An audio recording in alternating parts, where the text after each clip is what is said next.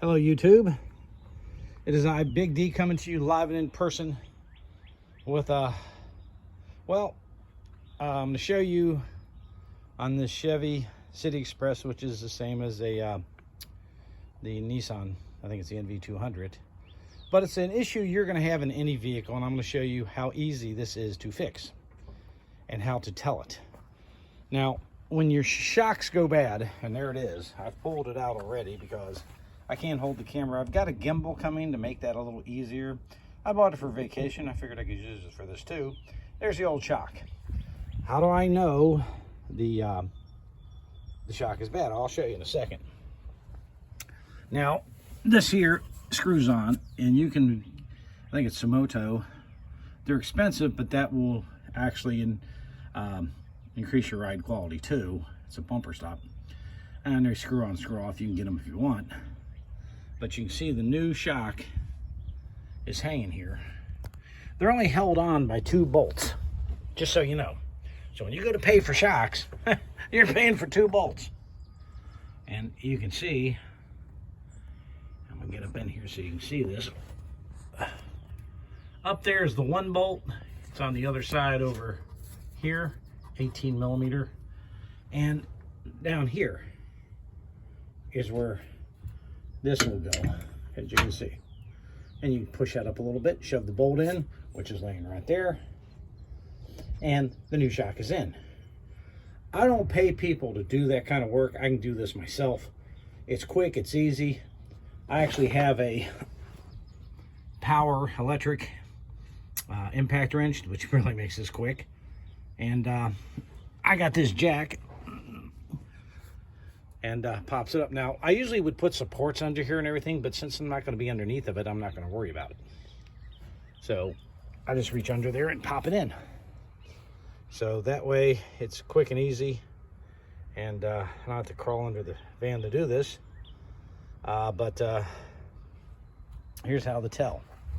Here's the old tire. Now, I don't know if you can see that, but that flattens out right there.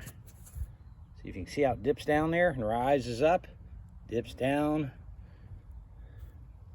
rises up, dips down, rising up. That's what's known as cupping. Okay, that's the actual term you'll hear at the tire center. Your tire is cupping. Well, what happens is your tire is actually doing this, up and down, up and down, up and down. It's bouncing. Shock's bad. It's a quick and easy fix, folks.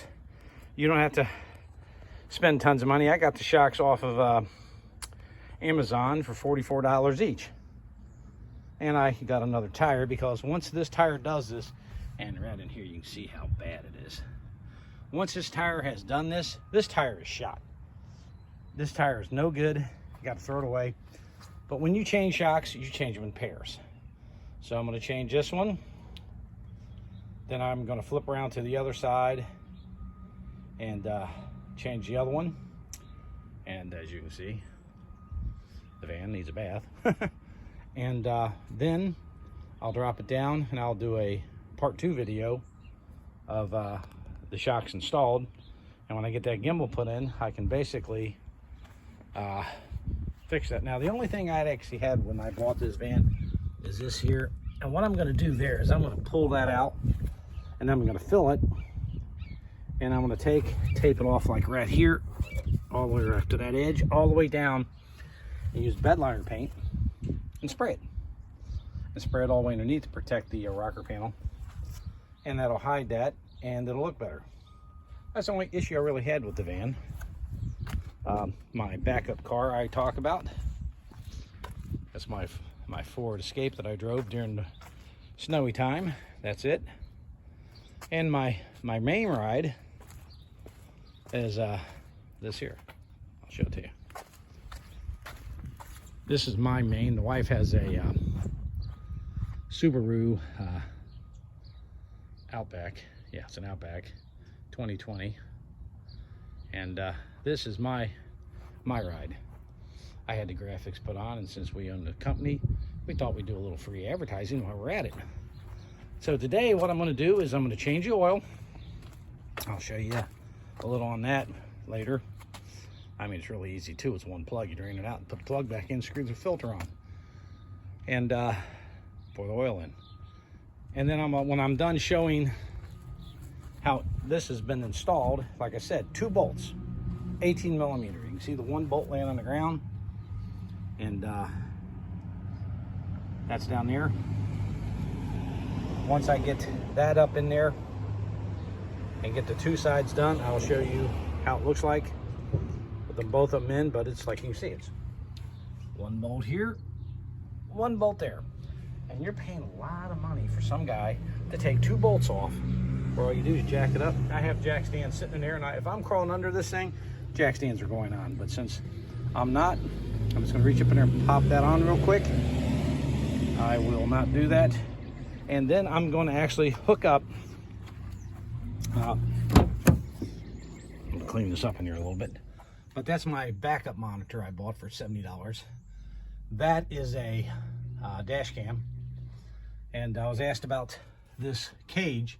That's a headache rack. And the reason we have a headache rack in here, see the back end needs to be cleaned. That's a headache rack. So when I put these boxes in here and I slap the brakes, if they would fly forward, guess what? It protects me. It does this.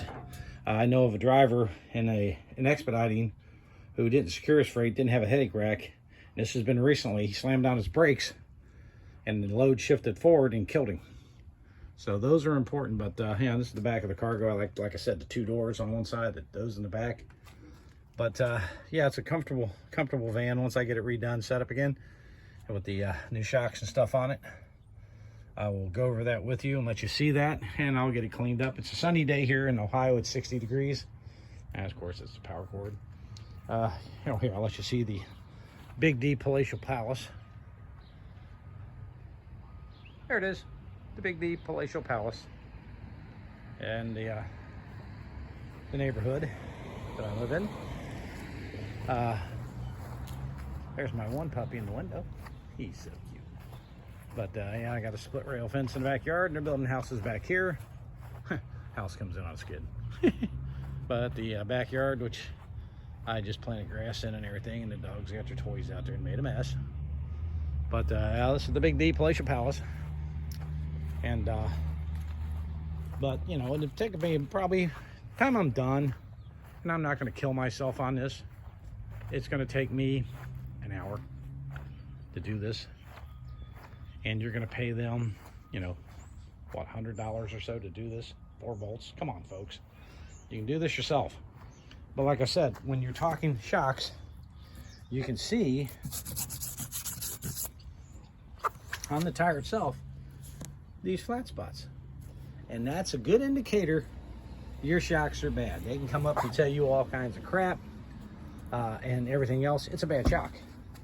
So later today, I'm going to run that tire down, have the new tire put on. I got it in the house, and mount it and bounce, put it on there, and this job will be done, and it'll be like new.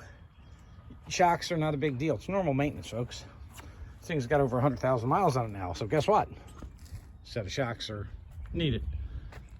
So this is just part 1. Just wanted you to see what I was doing today, because I told you I'd show you how to tell your shocks. That's how they tell they're bad. 2 bolts, get out of the sunlight there, and 2 bolts later, I will show you how to fix this.